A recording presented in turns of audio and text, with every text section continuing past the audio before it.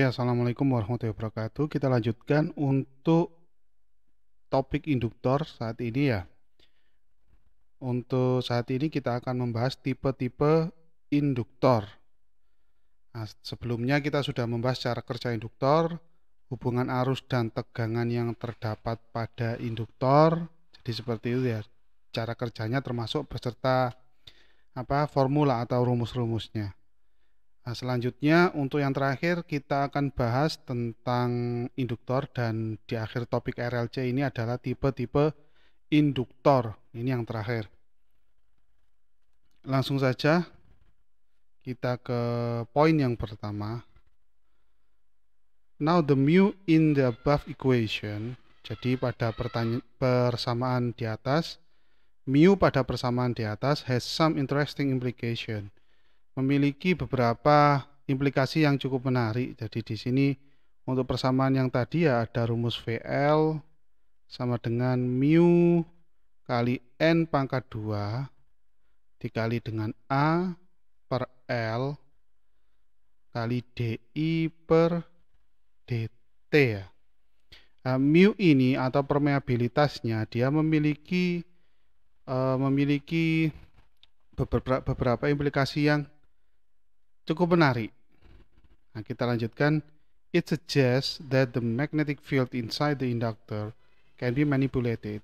Jadi ini menyatakan bahwasannya medan magnet di dalam sebuah induktor dapat dimanipulasi, besar kecilnya medan magnet itu ya. Jadi besar kecilnya medan magnet dapat dimanipulasi dengan nilai mu, atau permeabilitas. Selanjutnya, sometimes the magnetic field created even by a solenoid that hasn't satisfied the requirement. Terkadang medan magnet yang dihasilkan itu tidak memenuhi kebutuhan bahkan oleh sebuah solenoid. Jadi seperti itu. Oleh karena itu, that's why in almost all cases you find inductors form around a core material. Jadi di banyak kasus, di banyak aplikasi Anda akan menemukan bahwasannya induktor itu terbentuk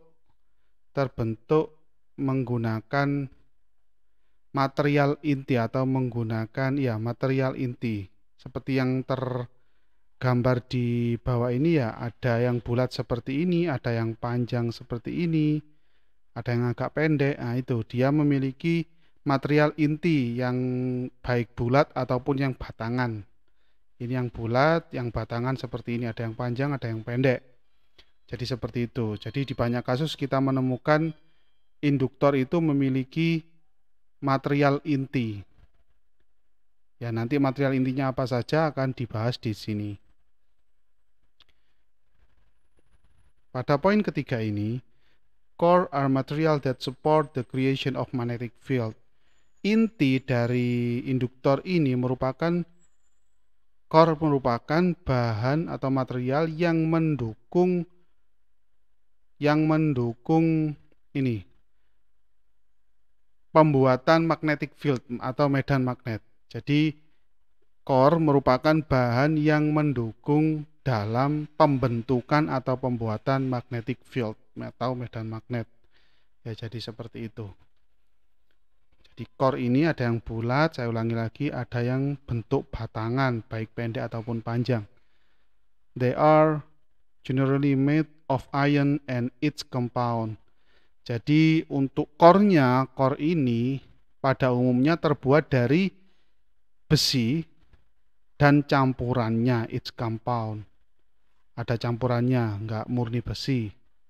Such as ferrite, contohnya ferrit, which is dimana ferrit ini adalah sebuah oksida dari besi, hasil oksidasi dari besi.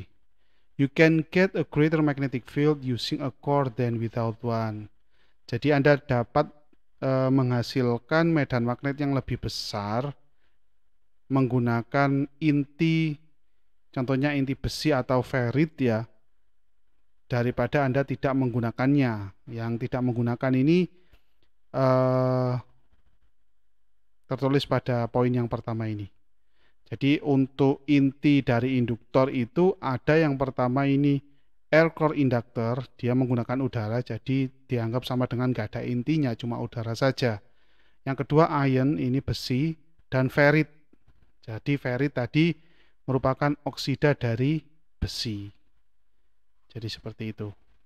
Yang pertama udara, kedua besi, dan yang ketiga ferrit yang menjadi core dari induktor atau inti dari induktor. Selanjutnya, yang pertama dari tipe-tipe induktor adalah air core inductor. Like the name suggests, nah, seperti halnya namanya ini ya, this kind of inductor has no core. Induktor ini tidak memiliki inti, dia cuma berupa udara. Seperti yang ada di gambar ini kan, loss kan seperti ini ya, tidak ada apa-apanya ini ya, tidak ada apa-apanya di tengahnya, cuma lilitan seperti itu saja, dan tidak ada inti besi ataupun ferrit di tengahnya. The core material is air, jadi bahan intinya yaitu udara. Since air has a relatively low permeability, dikarenakan udara memiliki permeabilitas yang rendah, jadi cenderung memiliki permeabilitas yang rendah, the inductance of air core inductor is quite low. Nilai induktansi atau Henry-nya dalam satuan Henry ya, dari induktor udara ini, air core inductor ini cukup rendah. Jadi nilainya rendah untuk air core inductor, induktor tipe menggunakan udara, intinya menggunakan udara.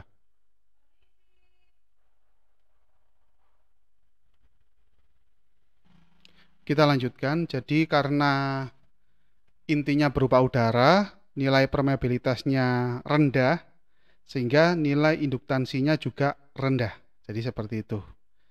Nah, dan jarang kita jumpai untuk yang air core inductor ini nilainya di atas 5 mikrohenry. Jadi rata-rata di bawah 5 mikrohenry.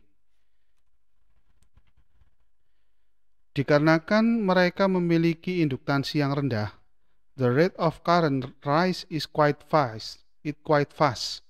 For an applied voltage, and that makes them capable of handling high frequencies. Adapun dikarenakan dia memiliki induktansi yang rendah, maka kecepatan naiknya arus itu cukup cepat. Jadi kecepatannya digolongkan cukup cepat kenaikan arusnya. For an applied voltage, untuk tegangan yang dimasukkan atau diberikan pada induktor. Jadi kenaikan arusnya cukup cepat. And that makes them capable of handling high frequencies. Jadi dengan kenaikan arus yang cukup cepat ini, maka induktor dengan inti udara ini mampu untuk menangani atau menghandle frekuensi tinggi. Jadi seperti itu. Karena kecepatannya dia dalam perubahan atau naiknya arus ini, maka dia mampu untuk menghandle frekuensi tinggi. They are mostly used in RF circuit. Jadi induktor tipe udara ini dengan inti udara ini kebanyakan digunakan pada rangkaian radio frekuensi. Yaitu karena dia butuh frekuensi tinggi kan, frekuensi radio. Selanjutnya ion core inductor. Jadi inti besi ya, induktor dengan inti besi. Induktor dengan inti besi, ya, ion is perhaps the most recognizable magnetic material. Jadi besi mungkin merupakan material yang sangat dikenal untuk membuat magnet. Jadi bahan bakunya besi. Jadi untuk membuat magnet itu bahan bakunya besi. Which make it an ideal choice for inductor. Dimana dengan bahan bakunya dia sebagai besi ini, salah satu bahan baku sebagai magnet, salah satu bahan baku sebagai magnet, maka maka besi ini merupakan pilihan yang ideal untuk induktor, ya, sebagai intinya induktor. Jadi seperti itu. This take the form of iron core inductor. Jadi besi ini dijadikan sebagai inti dari induktor. Besi ini dijadikan sebagai inti induktor sedemikian rupa sehingga dia menjadi intinya di sini, ya, ada di tengah sini. Biasanya ini bentuknya seperti trafo. Jadi inti besinya ada di tengah. Intinya ada di tengah sini. Yang dililitkan yang muncul ini adalah ini dilekasi lapisan seperti lakban, ya. Jadi yang muncul ini adalah biasanya yang di luar ini kawatnya, kawat induktornya. Selanjutnya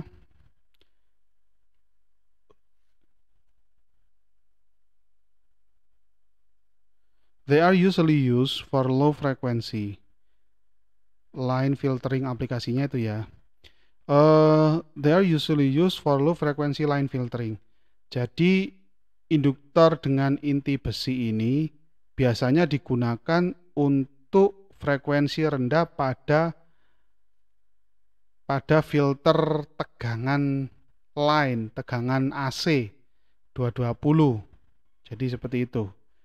Jadi dia digunakan pada frekuensi rendah untuk induktor dengan inti besi ini.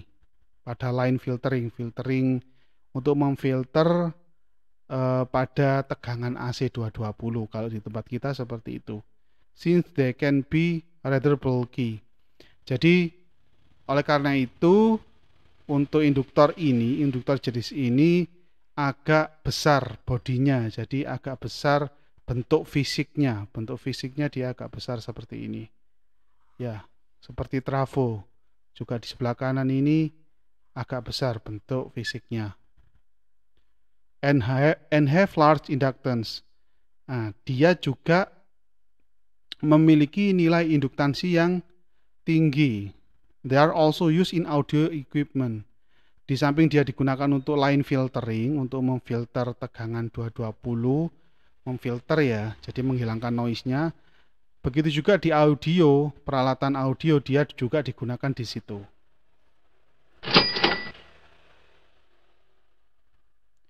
Ferrite core inductor, yang ketiga yaitu induktor dengan inti ferrite.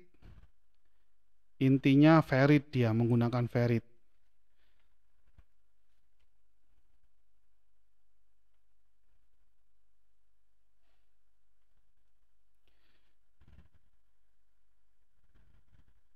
Ferrite is just a powder of oxide of iron.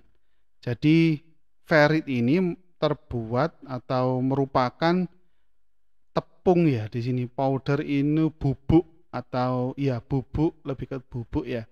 Jadi merupakan bubuk dari oksida besi. Jadi besi yang sudah teroksidasi berupa bubuk.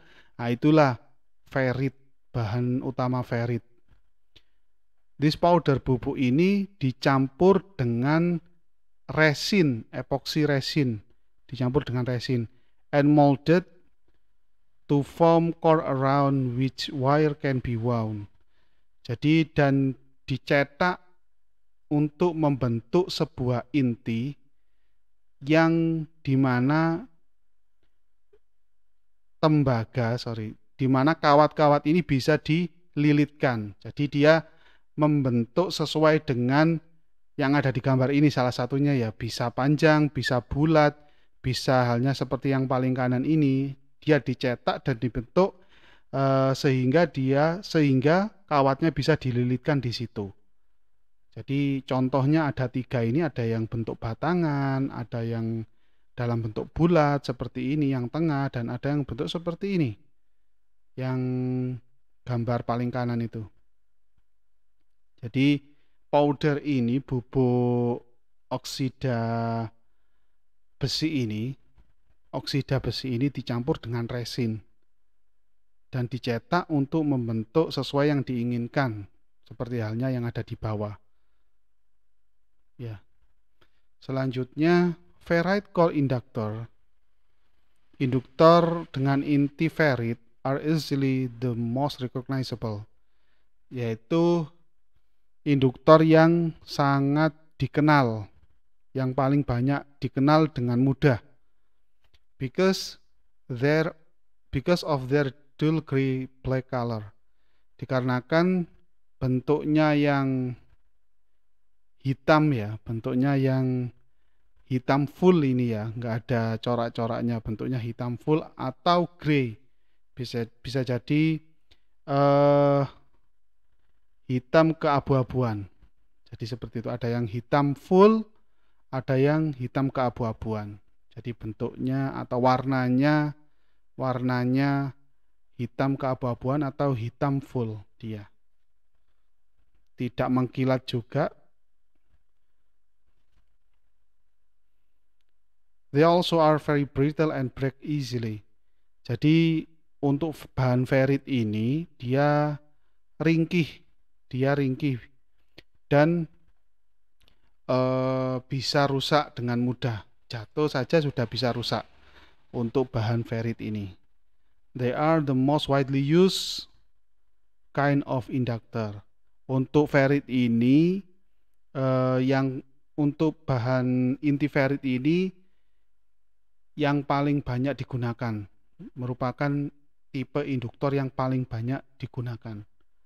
Since the permeability can be finely controlled, dikarenakan permeabilitasnya mu-nya tadi dapat dengan mudah diatur. Jadi seperti itu, karena nilai permeabilitasnya dapat dengan mudah diatur. Dengan cara apa? By controlling the ratio of ferrite to epoxy in the mix. Dengan cara mengontrol rasionya, atau ya mengontrol rasio antara bubuk ferrit dan resin dalam campuran ferrit tersebut. Jadi dalam campuran ferrit kita bisa mengatur jumlah resinnya berapa gram atau berapa ya, nanti ukurannya berapa gram, dan jumlah bubuk ferritnya berapa gram, nanti akan menentukan permeabilitasnya, berapa permeabilitas dari bahan ferrit ini. Jadi bisa diatur dari situ. Maka dari itu dia banyak sekali digunakan karena lebih fleksibel daripada yang lainnya. Bukan berarti yang lainnya lebih tidak lebih tidak fleksibel, karena sesuai dengan kegunaan masing-masing. Seperti yang kedua tadi, iron core atau inti besi, dia banyak digunakan pada line filtering dan audio equipment. Dan yang pertama air core tadi bukan berarti tidak digunakan sama sekali, dia banyak digunakan justru pada RF ya, pada rangkaian RF. Nah, ini yang sangat umum ya, ferrite core inductor yang banyak sekali dijumpai.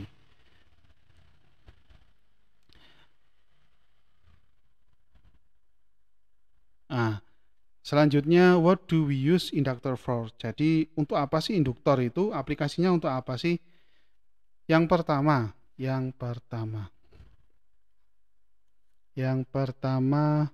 we use them in boost converter.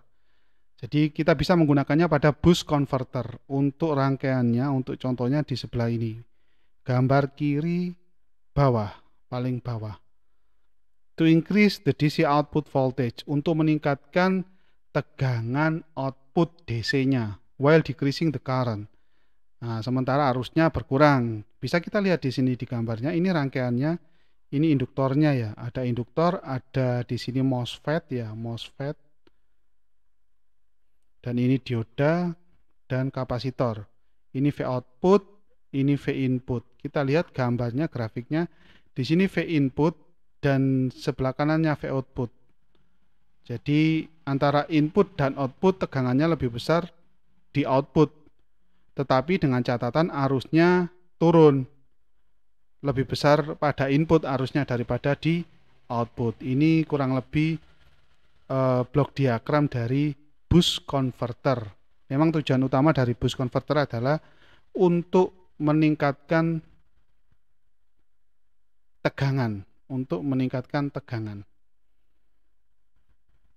Selanjutnya, we can use them to choke an AC supply and allow only DC to pass. Jadi induktor ini selanjutnya gunanya adalah untuk menghambat sinyal AC pada power supply dan mengizinkan sinyal DC saja yang melewatinya. Contohnya di sini, LC filter ini. Nah, inputnya sudah directified ya, sudah disearahkan sehingga menjadi seperti ini. Tetapi kita butuh DC saja, pada power supply kan kita butuh DC saja, serata mungkin, sebagus mungkin. Nah, dengan memanfaatkan L di sini, di samping kita juga menggunakan kapasitor, dengan memanfaatkan L maka kita bisa menghambat sinyal AC-nya dan melewatkan sinyal DC-nya. Jadi seperti itu.